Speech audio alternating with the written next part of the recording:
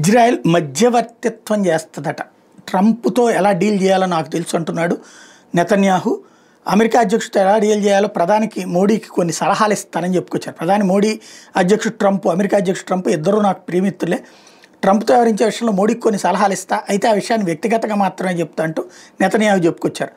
భారత్కి చెందిన జర్నలిస్టుల బృందంతో ఇటీవల మాట్లాడిన ఆయన త్వరలో భారత్లో పర్యటించాలన్నటువంటి ఆసక్తిని కూడా కనబరిచారు. అమెరికా భారత్ సంబంధాలు చాలా దృఢంగా ఉన్నాయని చెప్తున్నటువంటి నెతన్యాహు సుంకాల సమస్యను పరిష్కరించుకోవాలని ఇరు దేశాలకు విజ్ఞప్తి చేశారు. ఆయా దేశాల ప్రయోజనాలకు అనుగుణంగా నిర్ణయాలు తీసుకోవాలని సూచించారు.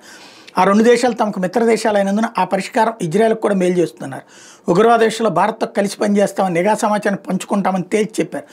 ఇజ్రాయెల్లోని భారత రాయబారి జేపీ సింగ్తో కూడా గురువారం సమావేశమైన నెతన్యాహు ద్వైపాక్షిక సంబంధాల మీద చర్చించడం అన్నటువంటిది ఇక్కడ కీలకం. మెయిన్ ఏంటంటే ట్రంప్కి కావాల్సింది లొంగి ఉన్నట్టు మాట్లాడాలి. ఇజ్రాయెల్ అదే చేస్తుంది. ట్రంప్ని కలిసినప్పుడు నెతన్యాహు చాలా ఒదిగినట్టే ఉంటాడు, చాలా ఒదిగినే మాట్లాడతాడు. బట్ అమెరికా అధ్యక్షుడు ట్రంప్ చెప్పిన గాజాని వదలడం, యుద్ధం ఆపడం. ఆయనకి మాటల పరంగా సార్ మీరు ఎట్లా ఎంత చెప్తే అంత అంటే చాలు, జరిగేదంతా జరిగిపోతూ ఉంటుంది. అట్లా కావాలి. అది నరేంద్ర మోడీ నైజానికి విరుద్ధం.